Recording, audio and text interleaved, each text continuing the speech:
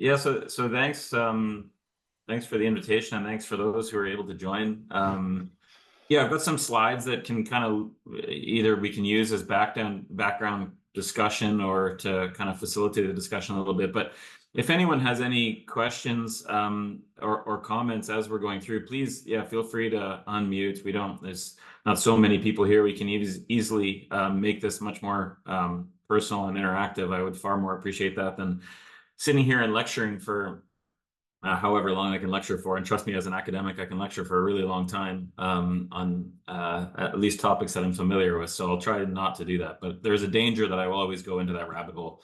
A comfortable place. So just so you have a little bit of idea about me, I thought it would be useful to at least demonstrate that I have some background or education on this topic. So a long time ago, or what feels like a long time ago, I did my BSc in kinesiology at the University of Calgary. I now have students in my lab that are were born the years I was doing my undergraduate degree, which makes me feel awfully old.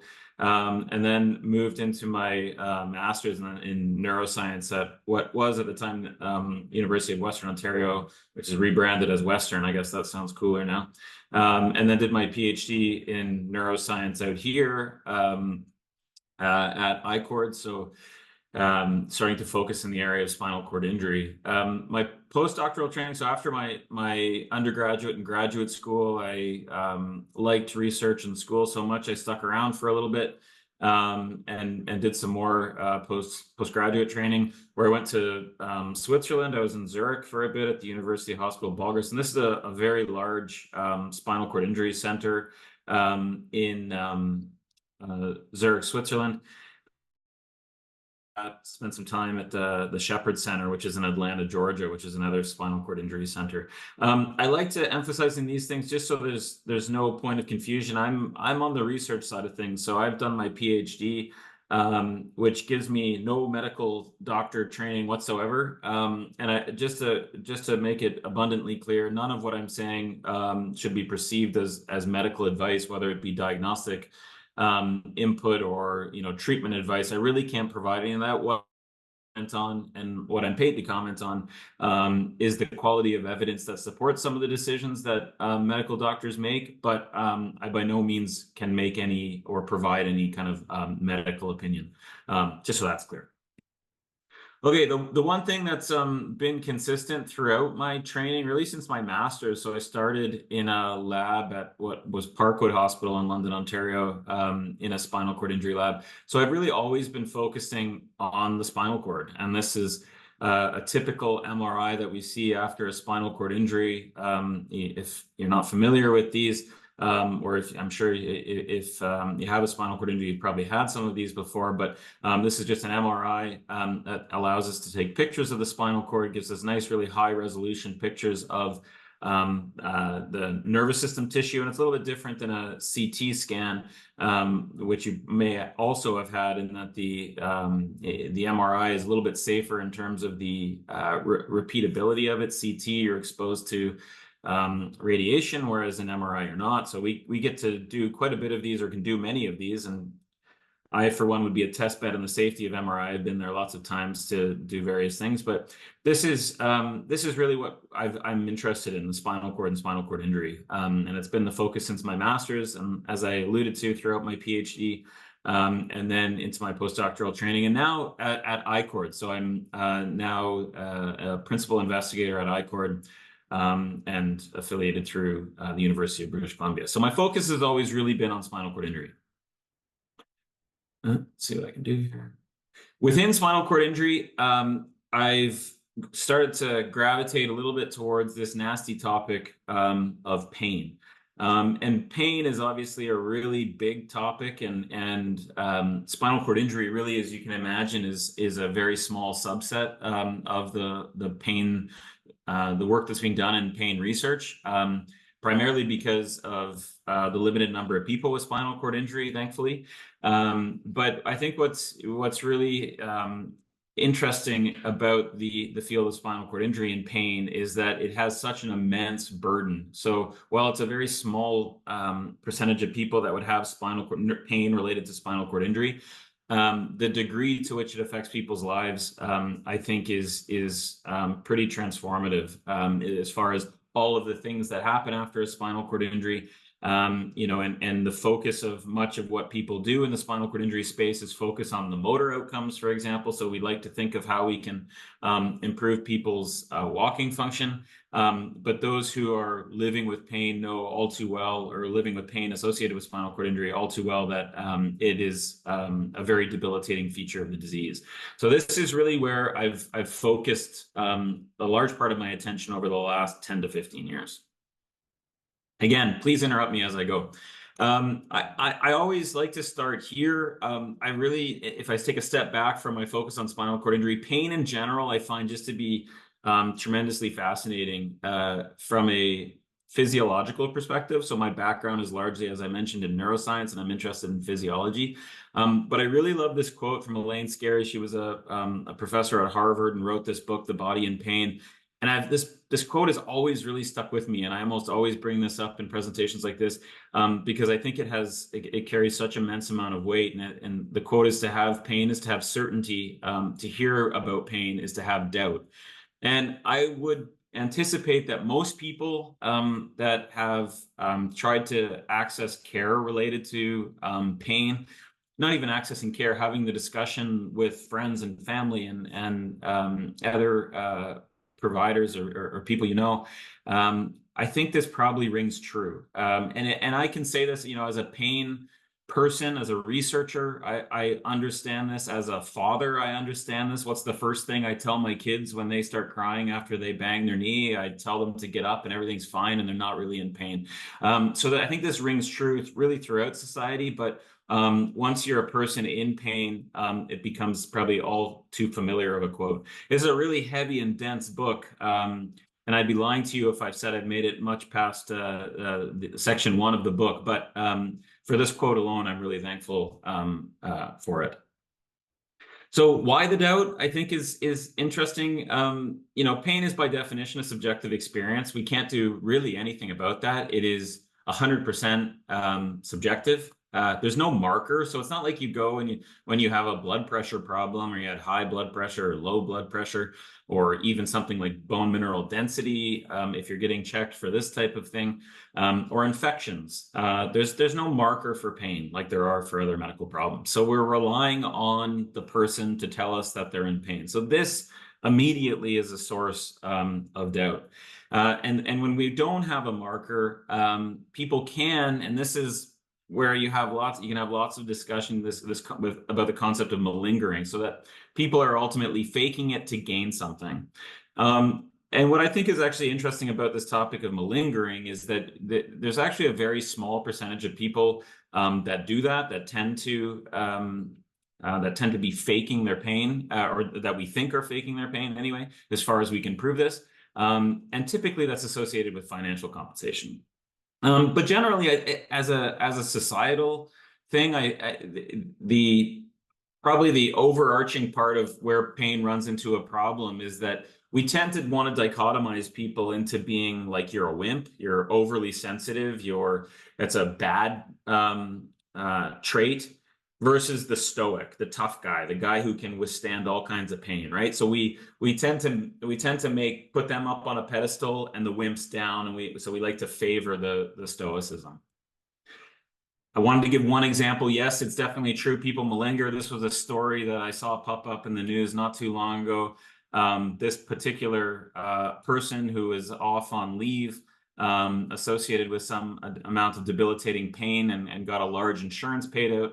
And you can see this in the title. So in 2007, she was left with debilitating pain, while in 2022, she was throwing a Christmas tree or something as part of some silly competition, and that got her financial compensation pulled back from insurance companies. So certainly people do that, but I think that these stories are actually often far more complicating and damaging than we could imagine, because what that does is it makes it a whole lot harder to believe when people are in pain. And again, I think it's really important to emphasize that this is a small percentage of the population that ultimately pursues this avenue to financial riches.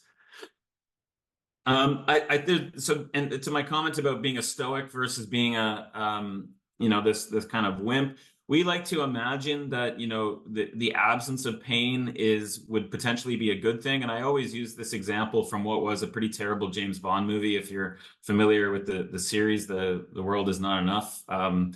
Some pretty bad acting in this one, but there's a villain in this particular James Bond pictured here. Oh, I forget his name. But anyway, his super villain quality is that he doesn't feel pain. And this is through some contrived mechanism where he was shot in the head and the bullet is creeping more closer to this area of the brain which controls pain. By the way, there isn't one of those areas, but nevertheless, because he doesn't feel pain, he has this ability to, you know, withstand all kinds of punishment and torture and be a supervillain. So not necessarily a good thing, but you can imagine flipping this and you could use your supervillainess for potentially good. Unfortunately, that is not what you would get if you didn't feel pain. What you get if you didn't feel pain is here in this on your right and this is actually a condition that does exist. This is congenital insensitivity to pain. Kids born with no sensation to pain. That's a genetic mutation in one gene that specifically codes a particular channel in your nervous system. So they get pain, they feel absolutely nothing. What they tend to do is, you can see that in this particular example, they've bitten their nails all the way back, so they don't feel that. They can bite their lips and their tongue without feeling it. They end up with these fractures and dislocations in their limbs, which then, of course, all of these things open the opportunity for infection and further injury. And ultimately, before we understood this disease and before it was really diagnosed, you would, of course, die. So pain is actually, in and of itself, a very protective element that we need in order to survive and navigate in the world. I just wanted to comment very briefly. This isn't really what I can talk about this at length, but not what I want to do today. We are obviously very active in trying to objectify pain. And it's a very interesting field with, I think, a lot of different applications.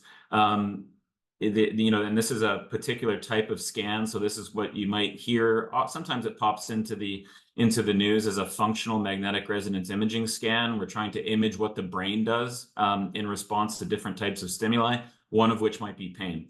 Lots of people interested in this from various spaces.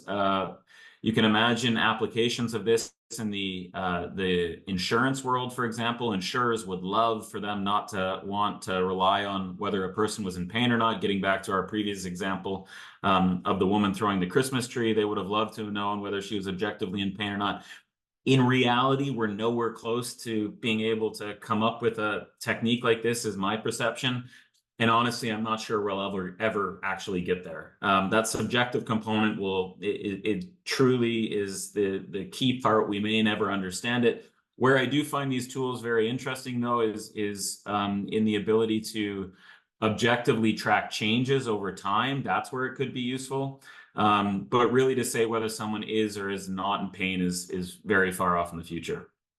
So I didn't want to comment on that too much, but this is actually an area of active research that my lab does or is involved with. Again, please interrupt me or throw something in the chat if I'm running on or you have a question. The difference that I want to stress, though, so I said acute pain is good, chronic pain is bad. So acute pain is something where you stub your toe and you or your hand or whatever, you bang your nose. You initially have some response, and that's a normal response. You have an inflammatory response. You have the pain transmitted from your foot up to your brain, and your brain says, ouch, it hurts, and you jump around and do all these things. What happens over some period of time, and I've put 3 months here for a very specific reason, is that pain resolves. So that pain goes away. It shouldn't be there anymore. That's the natural healing process. So in this particular case, in this case of acute pain, pain has done its thing. It tells you that you banged your toe. It tells you should stay off your foot for a while. Try to pay attention to it. Don't re-aggravate it. Put some ice on it. All of these things. Try to reduce the inflammation, and lo and behold, it will resolve within a reasonable amount of time. And what happens in the case of chronic pain, unfortunately, is that it doesn't resolve. And this absence of resolution, so you stub your toe and then 3 months later, your toe still hurts. Your whole foot hurts, in fact. This would be a classic complex regional pain syndrome, something like that developing. This is now something categorically different than acute pain, and it's really important to distinguish these things because chronic pain we don't think has any protective aspect whatsoever, right? So often the mechanisms of acute pain have fully resolved, so they're not there anymore, but something happened to make it chronic, and now that's not adaptive at all. In fact, we think this is what you'll typically hear in this chronic pain space, is that it's become maladaptive, so it's actually a bad thing at this point. And this is kind of where this term central sensitization comes in that I would like to spend a little bit of time talking about. Yep. Can you Is there? Yes, yes. Oh, yeah. Yay, I got it working. Yeah. I have a question actually, but just about chronic Sure. pain and definition.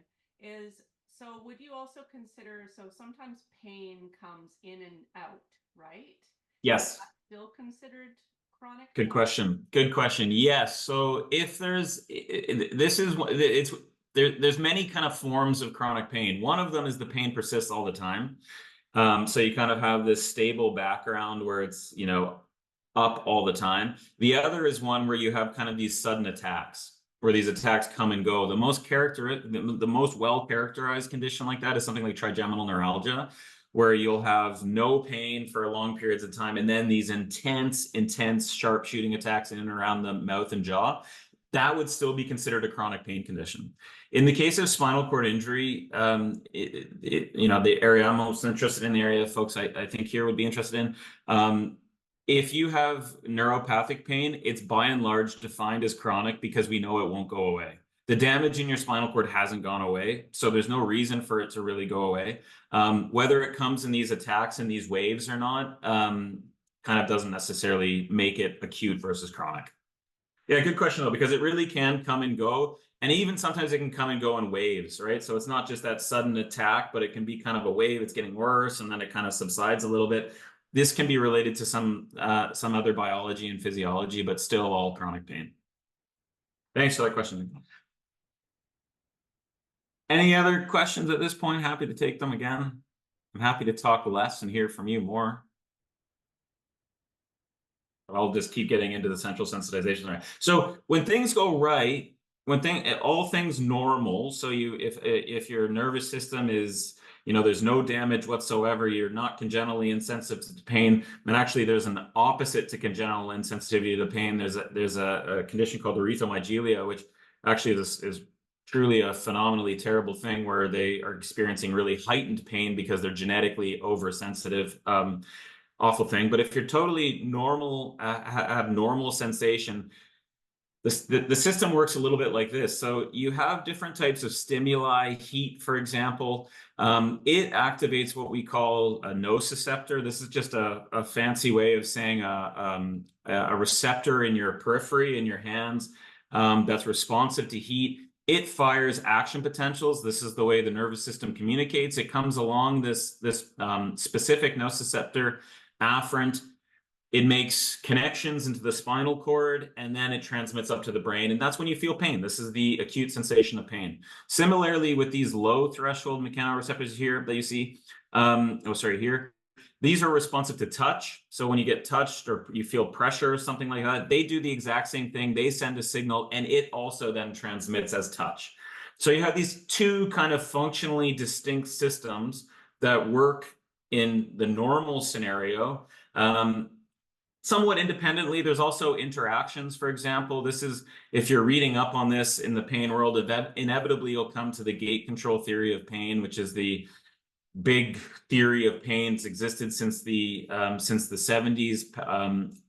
Pat Wall and Melzack, who actually recently died. There is some interaction, and this interaction is probably explains if you ever acutely hurt something, like say you hurt your hand and you start rubbing it, and that rubbing feels like it kind of makes the pain go away. That's the gate control theory of pain aspect of why we think that there's some modulating effect of that. And that actually shows some interaction between the two. But generally, just normal pain, normal touch, they're running in these somewhat distinct systems. So that's when things are going entirely right. Unfortunately, things go wrong, and this can happen not only after spinal cord injury. So when you have damage in the spinal cord, it can actually happen in the damage in the peripheral nervous system as well. which is either related to a peripheral event. So if you hurt your peripheral nervous system, or if you have peripheral nerve injury, much like you can have a spinal cord injury, or you have something like osteoarthritis happening out in your limbs and you're having this constant inflammatory event, what tends to happen is we think that there's a change in the spinal cord. So we think that the spinal cord undergoes what are plastic changes. So plasticity, generally, we'll hear about the term plasticity a lot in the context of learning and development. So if you're a little kid and your brain's fully plastic and it's changing all the time and you're making new connections and strengthening the existing connections and actually getting rid of the connections you're not using anymore, that's a good thing. Plasticity is good. Unfortunately, what happens with plasticity in the pain system is that now when you have this noxious stimuli in the periphery, so if you have an event where you get stimulated and let's say you touch something, you touch a hot cup of coffee, and usually that hot cup of coffee, it might be a little painful. I mean, it feels warm, for example, and if you consider it kind of a gradient, it might be a little bit warm. But now what that nociceptor does, because of the changes that are happening in the spinal cord, it amps it up, it blows it up. So that little stimulus that was just causing like, okay, well, that's warm, is now like, whoa, that's like the hottest, most intense, painful shooting sensation that I've ever perceived. So this is called hyperalgesia. The interesting, perhaps even more interesting one, and actually the one that you far more hear about in folks with damage in the nervous system, is what's called allodynia. And allodynia is much more bizarre, because you can kind of understand, okay, when a painful stimulus becomes a little bit more painful, okay, that kind of makes sense in some ways if you're simply thinking about amplification of the signal. But what happens with low threshold mechanical stimuli is that all of a sudden, when you get brushed on the face, you have this intense sensation of pain. And that makes truly no sense, right? The brushing shouldn't be painful under any situation. It's a totally distinct system by and large. But what's happened, because of these changes that are happening in the spinal cord, this brushing sensation is now perceived as really terrible pain. And again, trigeminal neuralgia is another one where you'll hear about that the most. And I keep referring to trigeminal neuralgia because it's kind of formally considered one of these conditions that was pretty much the worst one you could have, because it was really truly untreatable. But this would be very characteristic. The simple brushing of your face triggers this huge component of pain when it absolutely shouldn't. And these are the classic signs of central sensitization. So the topic of central sensitization is a real big one now, because you hear lots of discussion about central sensitization syndrome is one of the things that people allude to. But this central sensitization, technically in my world, is a very specific phenomenon where these are the things that characterize central sensitization. Allodynia, so this response to a non-noxious stimulus, brushing, all of a sudden becoming noxious, and hyperalgesia, when you have a noxious stimulus and it's way more painful than what it should be. That's shown here. So this is just a graph we look at all the time, stimulus intensity versus pain intensity. Typically in a normal condition, as the stimulus intensity gets larger, pain becomes more intense. There's what we call a left shift in that perception. And this is this allodynia. So an intensity that usually wouldn't cause pain now causes pain, and an intensity of stimulus that previously was painful now becomes a whole lot more painful. So this is the typical way that we characterize hyperalgesia and allodynia. So yeah, please. Yeah, no. About allodynia, or well, I guess either. So this is just kind of weird, but you have to have some, so let's say you're floating in space. Yeah. Right? And you have no stimuli. Yeah. I think people would still experience pain. Totally. Yeah, that's a great, so this is a really interesting area. I'll go back here for a second. So there's a couple of theories on this. One is that because of for example, if you have damage in your nervous system, and let's limit this to the conversation of peripheral nerve injury or spinal cord injury. And the reality is, in many cases of spinal cord injury, you probably have a combination of both.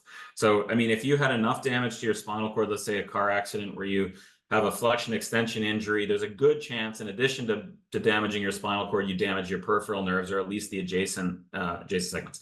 So there's this one concept where that damage triggers a constant barrage of action potentials.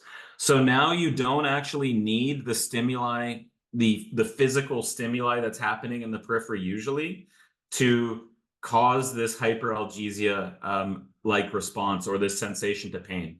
So we call that, this notion of ectopic discharge. And what the easiest kind of similarity that you can think of is a seizure. So it's almost like your spinal cord is triggering this little seizure all the time, and that seizure is being conveyed up to the brain and perceived as a unpleasant, deeply unpleasant sensory stimulus. The other that actually is a really interesting and emerging topic. So yes, you're right. In space, you would have no external stimuli. You're drifting there, but your own body can become a stimulus, right? So let's say, for example, in this hyperalgesia, so your body is constantly regulating temperature, your own body's temperature. And usually that temperature is not painful.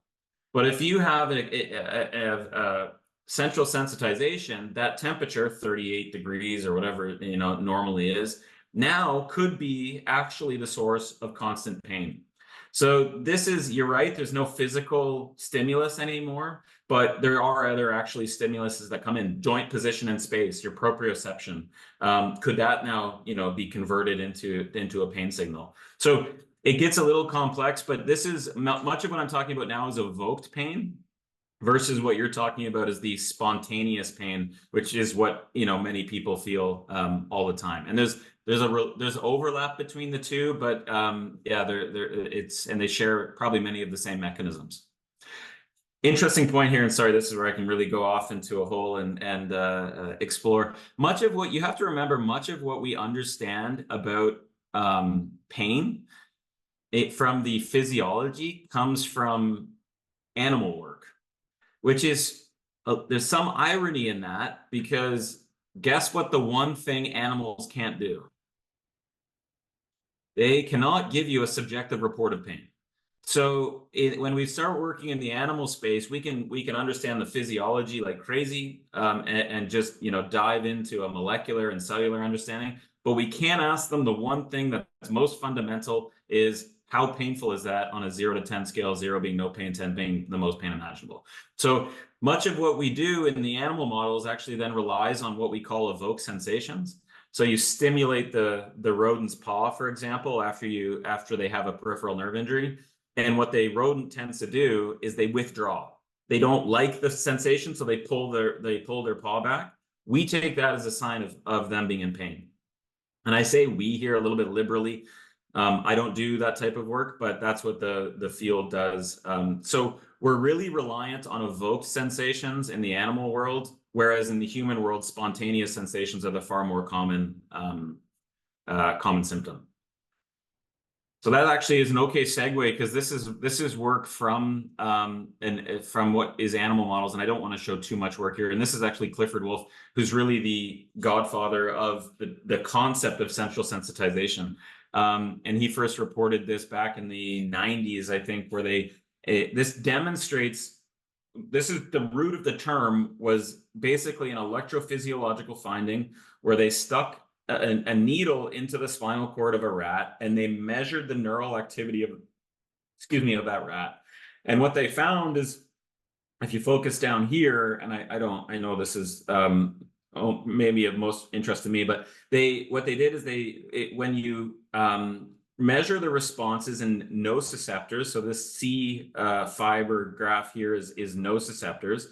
If they stimulate with no injury, they get no response in those C nociceptors. But after they injure, 30 minutes after they injure the rat in the periphery, all of a sudden the spinal cord is super responsive, and that responsivity increases and remains elevated for some period of time. So this evidence of central sensitization, this entire concept, which has been a little bit taken by the mainstream and applied elsewhere to apply to a number of different conditions, is really truly at its core an electrophysiological construct. So it's a real basic science construct. where that's gone to now, so from this electrophysiological mechanism, it's been applied to all of these different conditions. So many of these conditions, neuropathic pain would be what we're talking about most with spinal cord injury and peripheral nerve injury. These are all the conditions where they found to some degree evidence of central sensitization.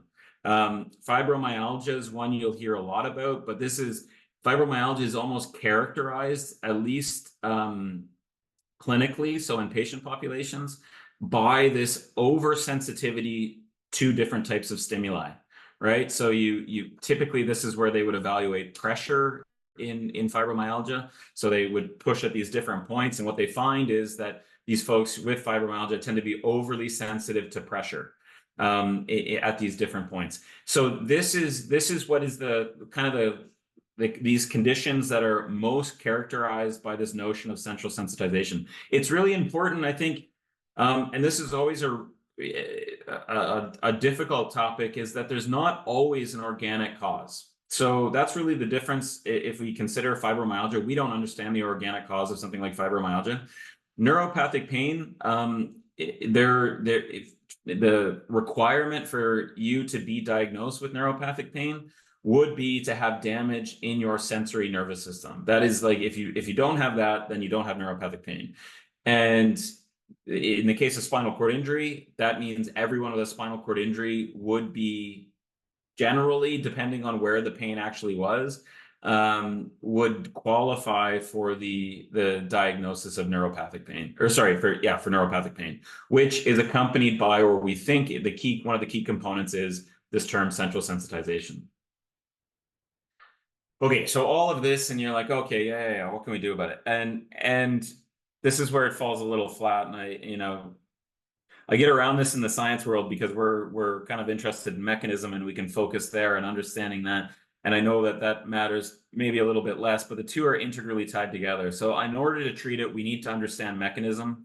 Unfortunately, we don't understand the mechanism very well beyond central sensitization. So of course, central sensitization happens. Now the question becomes, what causes it to happen? What are the necessary conditions for it to happen? After spinal cord injury, one of the most perplexing things is, why does one person go on to develop it and another person doesn't? Seemingly the same spinal cord injury, two completely different outcomes. Why does that happen? At the moment, we have no idea.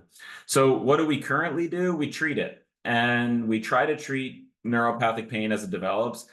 And there's some evidence to suggest that when we use some of the common approaches like pregabalin or gabapentin, and this is where I'm sure folks here have heard of these medications, Lyrica, for example, pregabalin, would be your standard approach. And so what Lyrica was originally developed for, Pfizer way back in the day, these were actually developed as anticonvulsants. And so that gets back to this mechanistic perspective. What is neuropathic pain after spinal cord injury? Well, it's kind of, in one hand, these little epileptic seizures of the spinal cord. So in some ways, it's not surprising that some anticonvulsants are actually effective in this approach. There's other things like non-pharmacological approaches. You'll hear a lot these days about neuromodulation as a potential technique. Spinal cord stimulation in the motor cortex. You hear a lot about neuromodulation in the context of Parkinson's disease. This is where they've had perhaps the most success in treating neurological disease. This is where they put a deep brain stimulator deep down into the subcortical nuclei. They electrically stimulate those, and it actually does have a nice benefit in terms of some of the Parkinson's outcomes. In the context of pain, where we're limited by in some of these neuromodulation approaches is we don't know where to stimulate. So we really don't have a clear idea of what needs to stimulate in order to relieve pain, whether that's different. And if you think about it, that's hardly a surprise, given that many people's sources of pain can come from different places, right? And the brain is an amazingly complex place. So depending on where that pain comes from, then maybe we ought to try different stimulation approaches. But of course, this is very difficult to do on a case-by-case basis. The other approach that's really gaining a little bit of traction is this notion of preventing pain.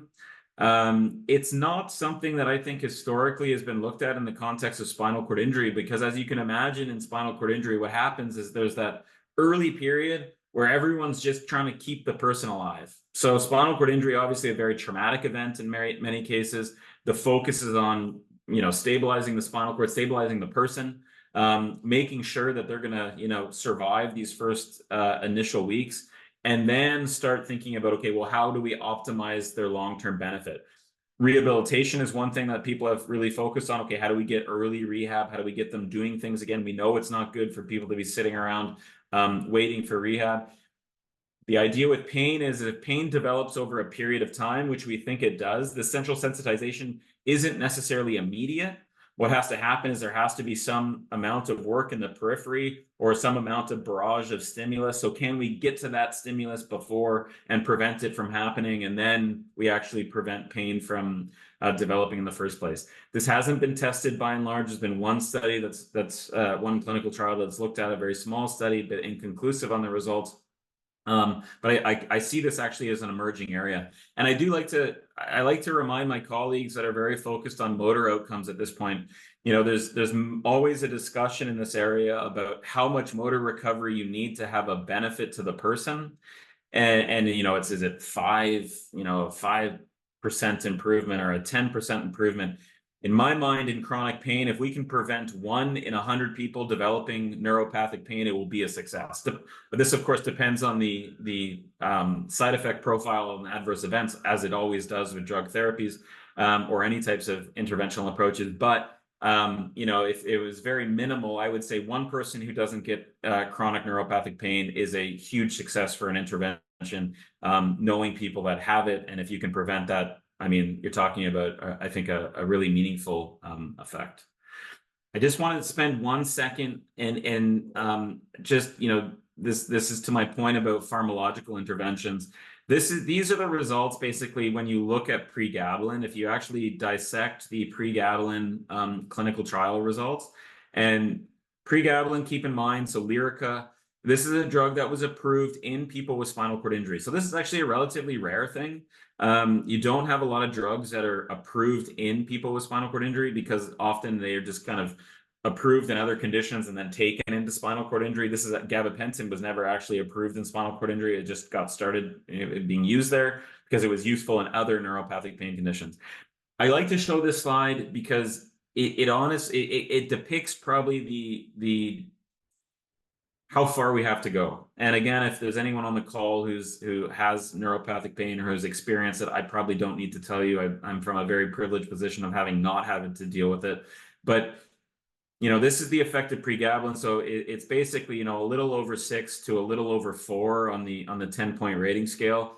And if you look at the more modern studies, so this is a study done in 2013, by and large, you can achieve that same effect by giving someone a sugar pill of placebo. And just, the expectation associated with that intervention. There's some interesting things here to note. I actually typically use this slide to emphasize one of the distinguishing qualities of placebo effects is that placebo effects get bigger over time. So that what that actually shows to some extent is that expectation increases over time. So in the 2006 trial, the expectation for this effect, this drug, pregabalin at the time was probably called, PGR 3135 or something. No one knew what it was. By the time they do this next study 8 years later, they now are like, oh, it's pregabalin. We know what this effect is. It was previously nicely demonstrated to reduce neuropathic pain. So you get this nice placebo effect. A little bit beside the point, but this is what in this trial, this was statistically significant, and this led to the approval of pregabalin. Real world efficacy, it's actually something that hasn't been addressed, interestingly enough. So how much folks with spinal cord injury are using and find pregabalin effective. I absolutely hope that there is a number of people who do find it effective. I literally get a bit worried about the number of people who end up with side effects and turn off pregabalin because the side effects are too much to live with the 2-point improvement in their pain. So this is really what the existing world looks like. I want to leave you here with one term, and this I promise you is my last slide, and I hope we can have some discussion. This term central sensitization, if I was going to, and in the academic world, we get hung up on semantics a lot. We argue about this nonstop, basically. But The central sensitization really is a specific term. I don't like the term central sensitization syndrome. I heard someone describe to me once that they had central sensitization syndrome, and I was like, what is central sensitization syndrome? And I had to go look it up, and lo and behold, there is a burgeoning area of people using this term. But it's actually been replaced, and the emphasis now is on this nocioplastic pain. And what they're getting at with this nocioplastic pain, if you want to read the definition here, and this is from the International Association for the Study of Pain, is that it really is trying to characterize those folks where central sensitization might be at play. So there is a change in how the nervous system is functioning.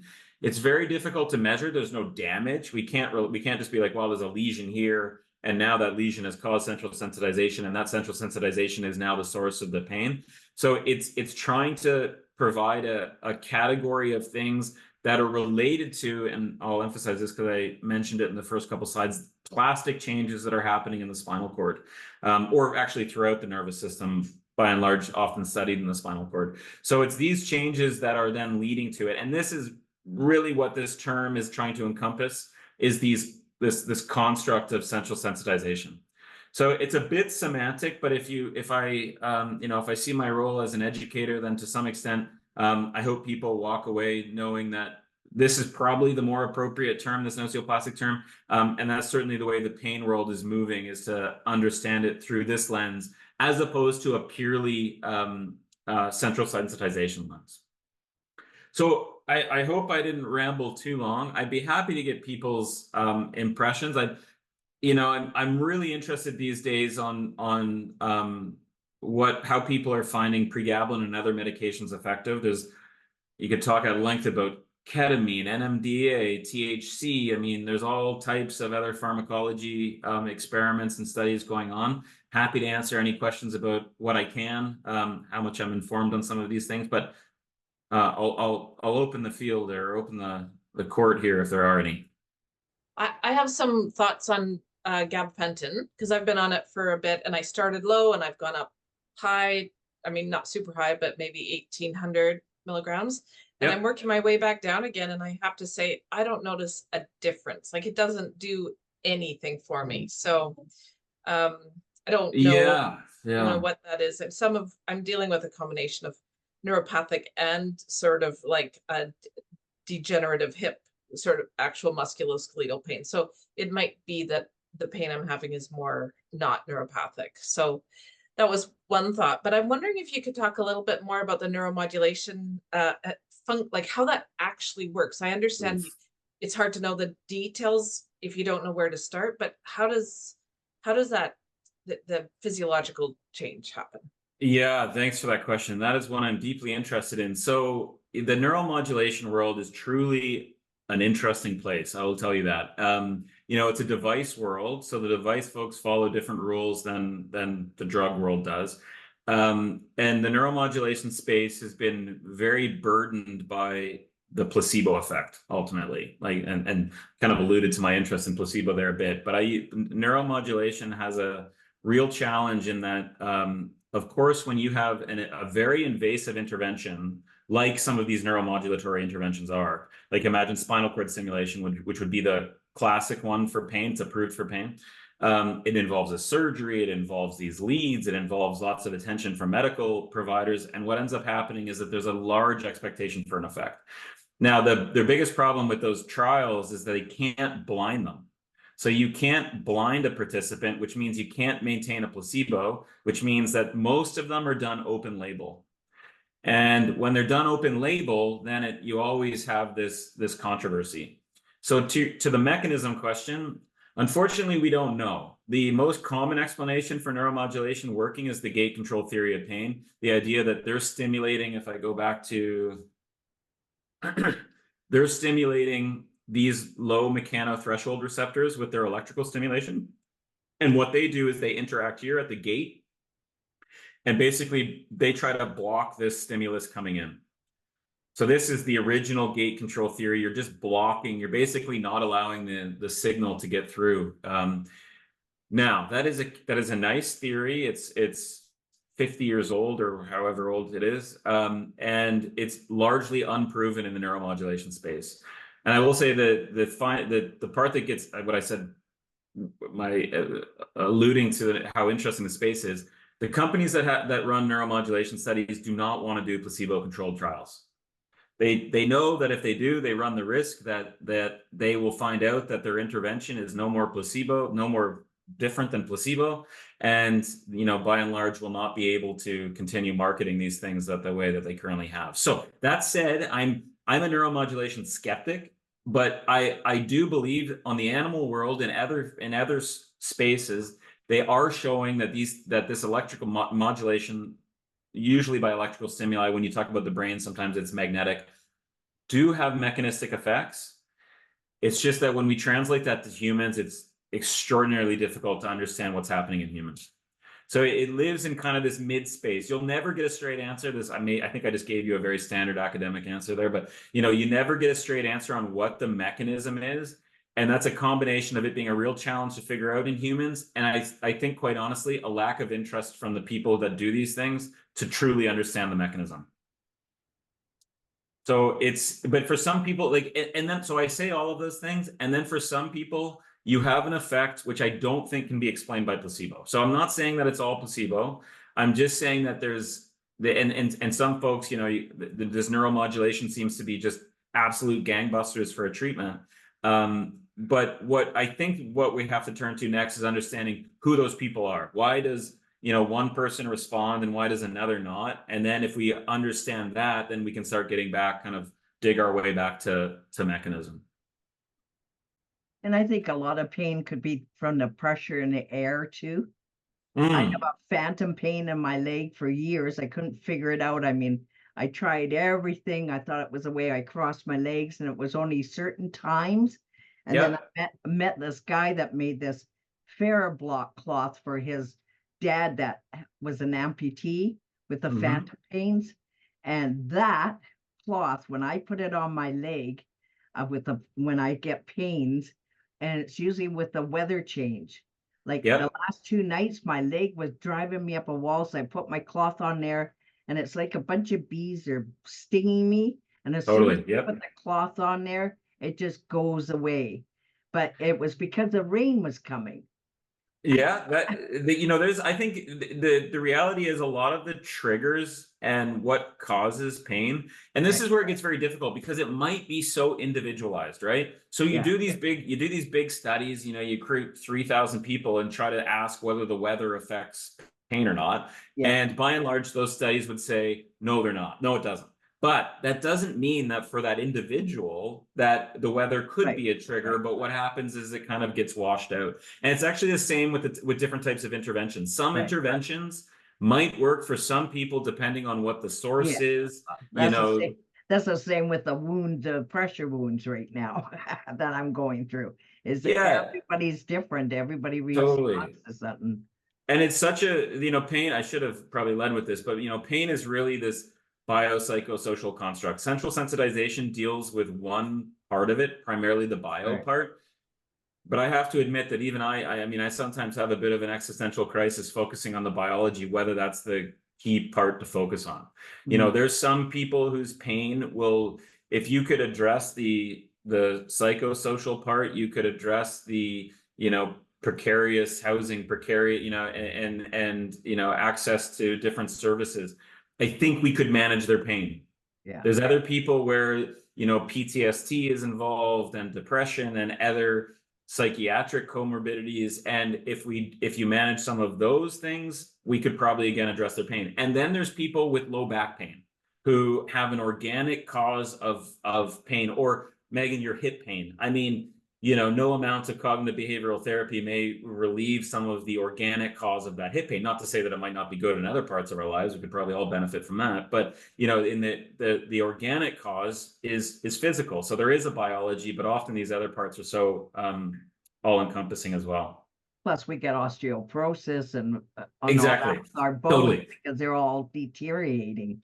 Yep, that's actually in spinal cord injury space, we kind of forget about many of these things that happen as well, right? So we don't, we say, oh, it's either due to the injury, but of course, if you think about it, as I'm sitting here, I sit too long all day and I start out getting some sciatica kind of kicking in or like that. So this could easily be happening in folks who are in wheelchairs for a large part of their day too, right? So there's all these different components. And spinal cord injury, to specifically focus on that just for a second, is it's immensely challenging to understand spinal cord injury pain. You're talking like these scenarios, right? Allodynia, whether allodynia is present or not. Well, you also have a big lesion in the spinal cord. So you might have allodynia, you might have central sensitization in the area, but we don't measure it because remember, we're measuring from the brain where you actually feel it. So we can't actually even detect the thing that we want to measure. So it's just immensely complex, different conditions, different neuropathic pain conditions, different chronic pain conditions. They're not all the same between them. Some of them probably have overlap. So there's some, it's not really just fibromyalgia and spinal cord injury, neuropathic pain. There's probably overlap in mechanisms to some extent. And then there's groups that are rather distinct. So it's very complex. And it's the same goes for when something works and when something doesn't, when there's a trigger, all these different aspects. I am very interested in the prevention piece because I do think, like, especially with a lot of us who are aging, typically we didn't live as long as we do now. And to your point, Kip, who knows what's happening to our body. But there's definitely, it seems, that people with more incomplete injuries do experience pain a little bit more frequently than maybe more complete injuries, or as we would probably call it now, discomplete injuries. There you go. Yeah. And then also with aging, like one thing that so I was one of the lucky ones that didn't experience any pain. Yeah. And then 3 years ago, got diagnosed with cervical myelopathy, which is just bone degeneration, which happens to all of us, which now causes me neuropathic pain. So I did also go on pregabalin or gabapentin and pregabalin for a while. It worked for me, but I think why it worked is because I literally couldn't think. Like I felt like I was floating all day. And I was on very high, high for me because I'm not on any medications. But it's also interesting when you're combining medications and how that is affecting. It's disappointing that pain has been around for so long, in even the able-bodied community, and we haven't gotten anywhere with it. Yeah, there's a lot to unpack there. You're right. Basically we have opioids, right? This is the thing that, people would rely on. And in some ways, opioids are fantastic for acute pain, right? So you break your leg, do something, you might want opioids. They're interestingly, they're not particularly analgesic as they are very dissociative, right? So the effect often ascribed to opioids is more like, well, I know there's pain there, I just don't care anymore. Like I don't care about anything, like because that's the dissociative effect of those things. But we have so few things in the toolbox to offer people in pain. There's been a humongous uptick in pregabalin gabapentin prescriptions, and I'm fairly certain that this is driven by the fact that what happened is primary care providers don't have anything else to give people. So it's like, well, they've got pain. I can't give them opioids because we're worried about this, this opioid crisis that's simmering in the background, or not even simmering, it's fully on fire at this point and has been for some time. And so now we have to start giving them other things. Pregabalin is one of those things. The polypharmacy point, spinal cord injury, if you think about it, is an incredibly rare event where someone conceivably could be on pregabalin for 35 years. There's very few other conditions where someone's going to be on pregabalin for that long. What does that do to all the other systems in play, right? So pregabalin has to get, metabolized and kicked out, and all of these things. What are the liver consequences? What are the bone mineral density? All of these things we by and large don't know when it comes to the polypharmacy and spinal cord injury.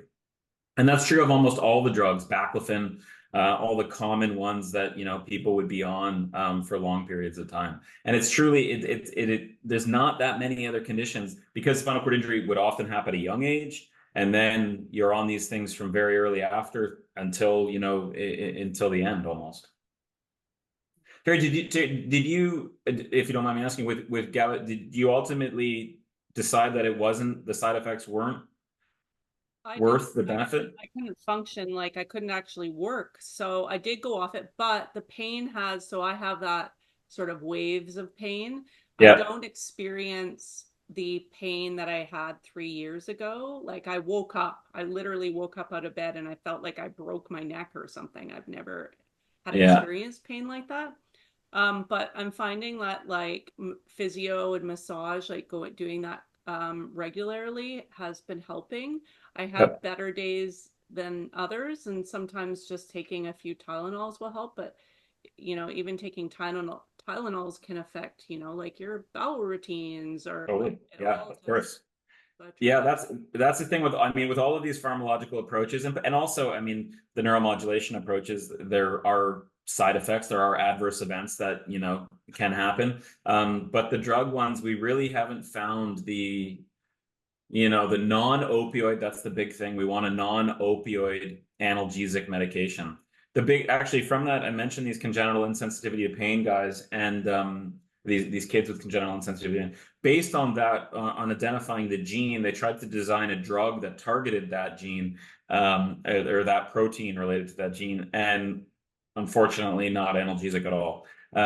So it was kind of a big failure of the pain world. Lots of questions came from that, but yeah, we have really nothing. I guess it's not very hopeful right now, is it? Well, no, yeah, I guess I shouldn't leave there. We can't end here. Someone else asking.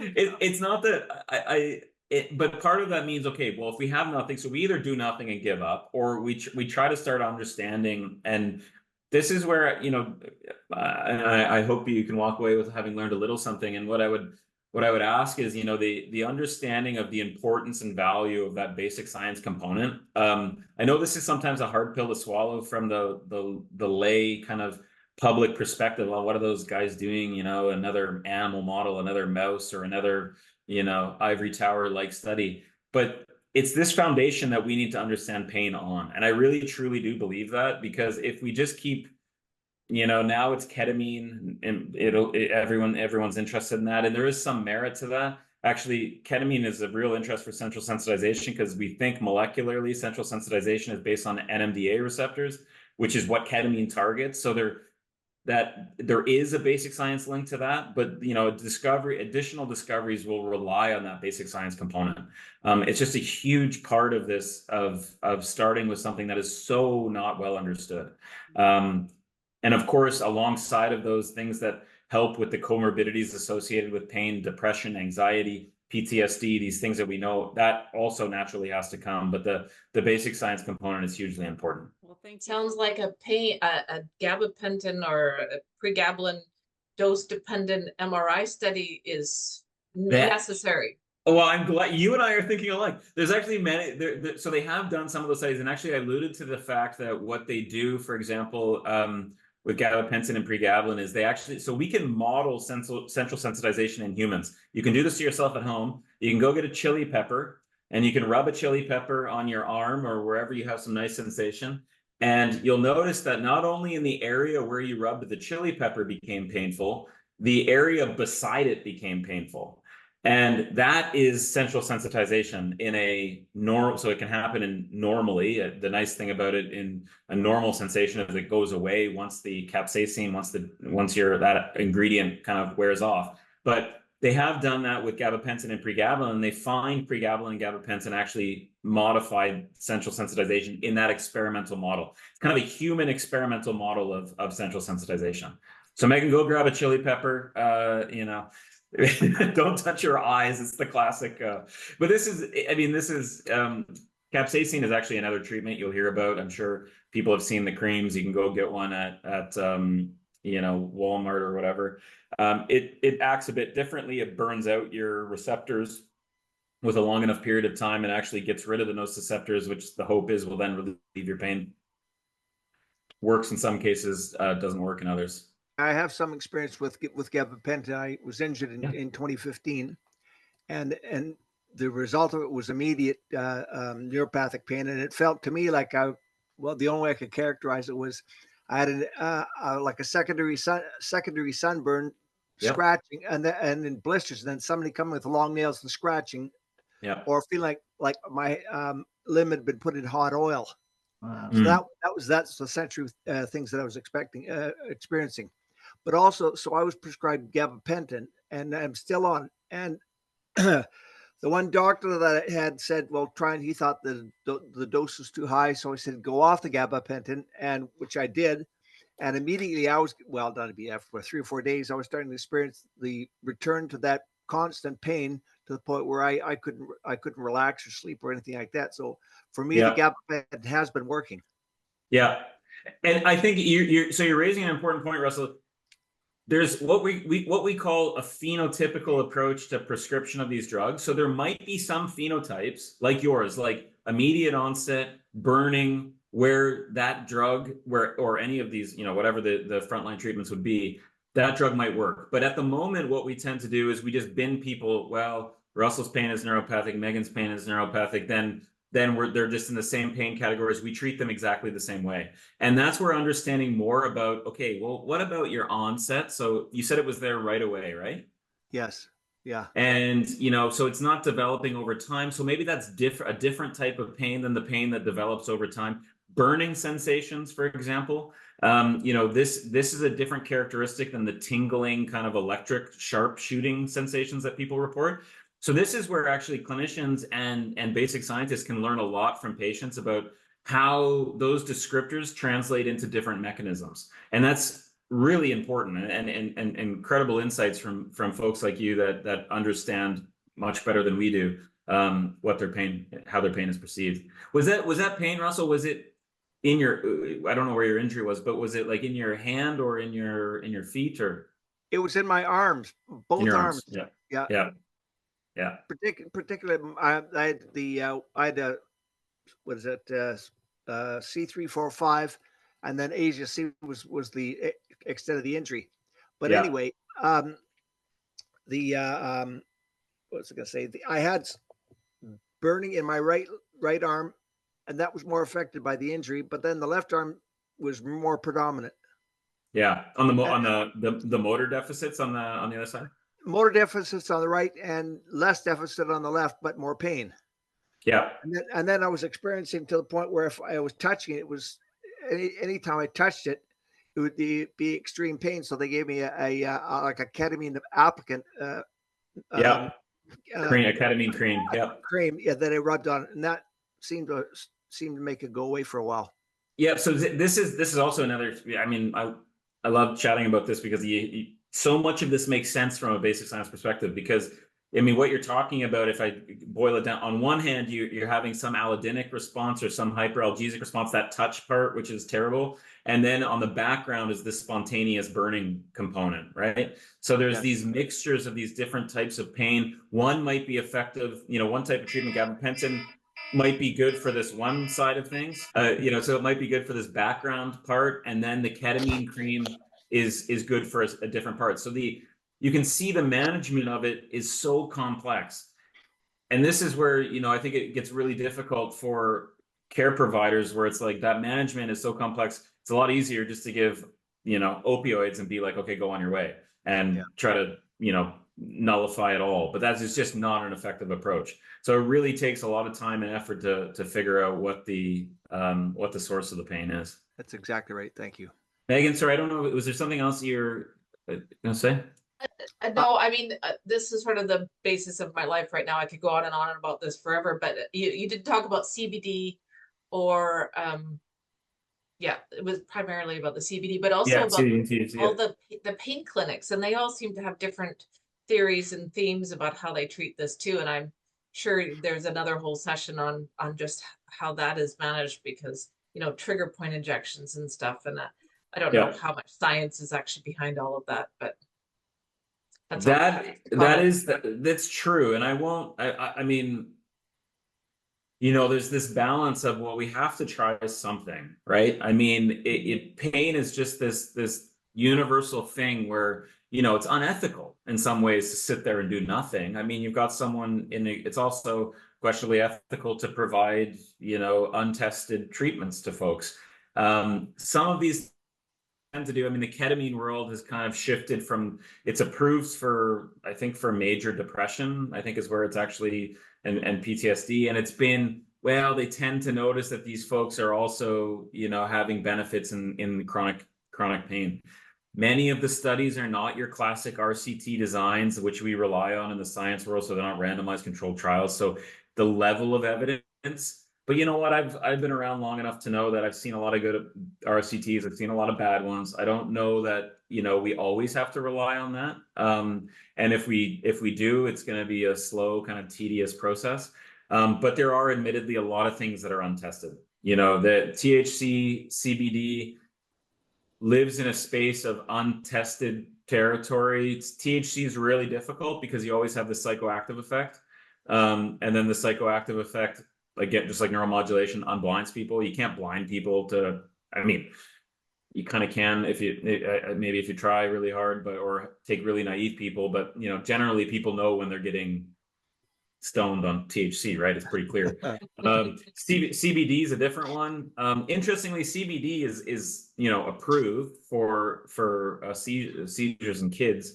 So it actually has some basis of efficacy.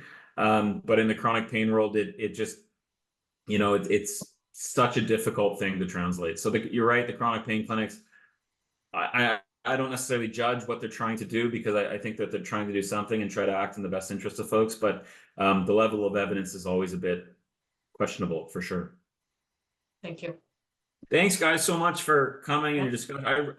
You know, I'm not just saying this, but I really, you know, in talking with people who have lived the condition, changes how I view the problems we try to address in the lab. And it was actually Pat Wall and Melzak, Ron Melzak. They came up with the McGill Pain Questionnaire, which is kind of a landmark pain questionnaire. And they actually say the roots of that was talking to people and getting what their pain descriptions were, the tingling, the burning, the buzzing, these different things. And it turns out that these, you know, mechanistically, they might be associated with different phenotypes. And that phenotype is really key to understanding the mechanism and then proper treatment. So when you say these things, trust me, it actually is meaningful. You know, I'm not on the side of doubting it. I really, Russell, I'm thinking about when you said burning, first thing I thought about were TRPV1 receptors, and this is what I know, or what I think of when I causes burning. So these things are really important, and I hope you know that I'm not on the side of doubt when you're discussing these things. They all make good sense. Thank you, everyone, again. I really appreciate you taking the time. Thank you. Thank you.